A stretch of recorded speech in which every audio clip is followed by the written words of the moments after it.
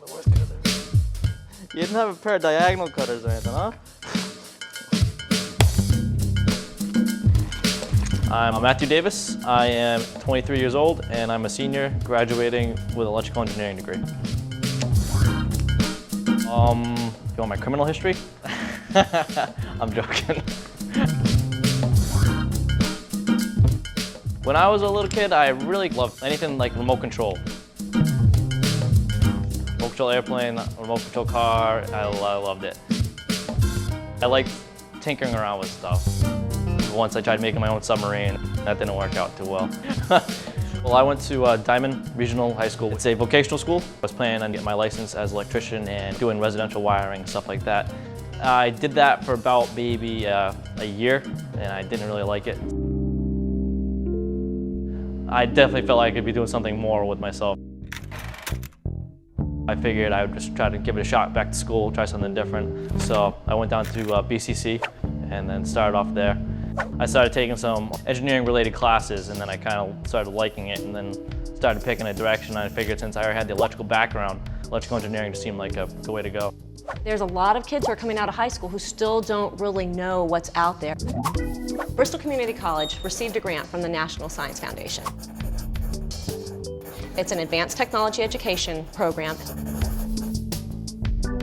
Early on, I began working with the Advanced Technology Manufacturing Center. And the idea is to help prepare our young engineers to go into the working world to become better technicians. And one of the best ways to do that is through internships. We're trying to be that gateway, that connection to industry. Education and business have to come together. That program has to have both those aspects of it in order for it to work effectively. So these are all the different companies that are in the ATMC building, and where I'm going is actually Ocean Server.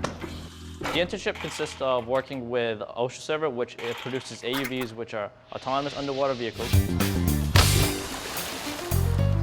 It's pretty much a submarine that can be sent into the water autonomously.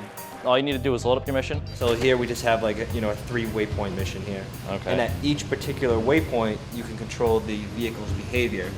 And you send it to the water, it'll run its mission and return to its checkpoint. You get a lot of data analysis experience, you're working with other companies. It's a lot different than the classroom. In the classroom you'll learn a lot of theory, but I mean, you're here, you really get hands-on experience and do stuff that can help later on. The experience so far has been great. I have worked with different people from other companies, and that helped me because I had the confidence during the several interviews that I had. I dealt with running the AUVs and also collect the data that's off the AUV, which could be side scan sonar data, which is just pretty much an image of the bottom. You can get bathymetric data, which can allow you to do the topography of a pond or anything like that, so you can know like the depth contours and stuff along those lines.